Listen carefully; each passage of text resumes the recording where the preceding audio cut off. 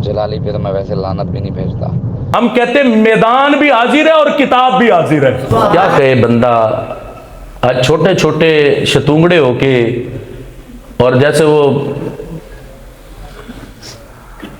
पीर तरीकत रहबर शरीयत पीर मोहम्मद दाऊद रिजवी हाफिज़हुल्लाह ताला, जो हकीकी रिजवी, उनके कई बार जुमले सुने ना हजूर कंजुल उलमा के हवाले से, जब ये सारे मुखालिफीन का टोला उठा था।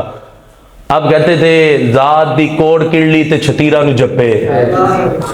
अपनी इल्मी हैसियत तो देखो हजूर कंजुल उलमा पर बकने से पहले।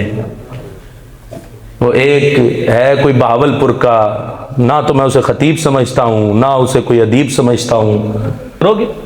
फजल से वो काला कव्वा नीफा टीरा पिंडी का वो भगोड़ा, उसके साथ सारी जमात जफ्फे डाल रही, और इधर से एक आलम रब्बानी के खिलाफ अपनी जुबानें चला रहे।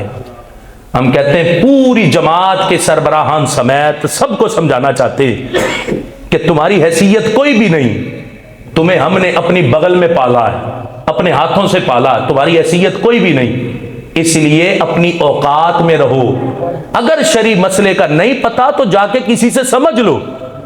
वो बावलपुरी बकने वाला, उसे कहूंगा कि जाके पहले अपने मामा जी सैयद फैज अब्बास कमर शाह साहब हाफिज़हुल्लाह ताला दुनियापुर वाले, अपने मामा जी से तो पूछ इस मसले की हकीकत क्या।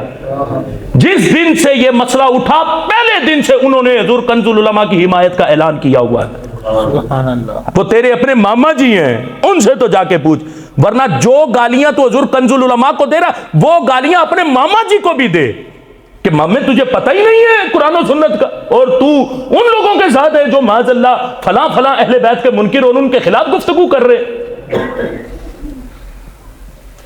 अगर तुम्हें इल्म नहीं तो अपने इल्म की हद तक रहो, जितना इल्म है वहीं तक। तुमने सियासत करनी चाहिए, बस डांगे सोटे जो तुमने उठाने थे वो उठा लिए। अब तुम्हारा सियासी मैदान में भी इंशाअल्लाह हाल बुरा होने वाला है, और होगा। जो कुछ खेल तमाशे तुमने शुरू कर रखे, अनीफ कुरैशी को जप्पे, और हाफिज सईद का बेटा वो बदबख्त जमाने का जिसको सारी दुनिया जानती है कि वो पक्का वाबी है, उसके बेटे को जप्पे डाल के उधर उसे कहना कि आज तक मां ने हाफिज सईद जैसा बेटा ही कोई नहीं जमा, और इधर से हजूर कंजुल उलमा के खिलाफ बकबक करना।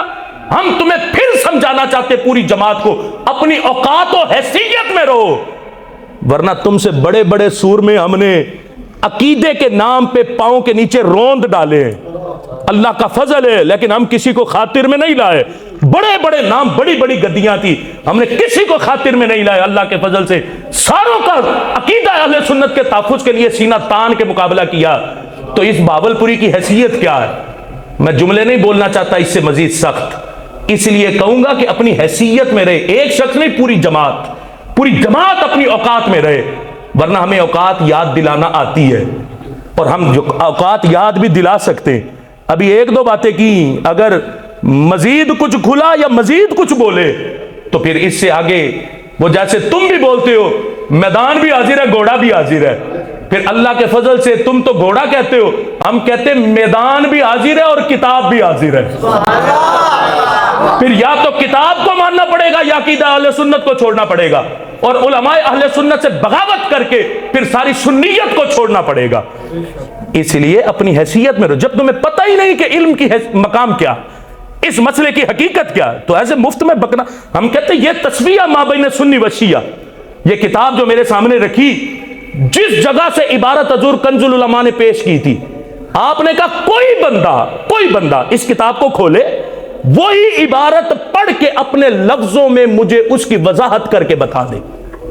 लेकिन आज तक किसी को यह तो जरूरत हुई नहीं कि तस्वीया माबैन सुन्नी व शिया को खोल के उस इबारत की वजाहत ही कोई कर दे। पढ़ना खुद को नहीं आता, बक बक इतने बड़े मुहद्दिस के खिलाफ करना, जिसने अकीदा अहले सुन्नत पर पहरा देने का इस जमाने में हक अदा कर दिया। मैं कहता हूं हजूर कंजुल उलमा ने इस जमाने में जो किरदार अदा किया, जुमले बोलने लगा हूं, तवज्जो से सुनना, ये कोई 1-2 सालों के लिए नहीं, हमारी आने वाली नस्लें हजूर कंजुल उलमा की तहकीक से नफा हासिल करती रहेंगी।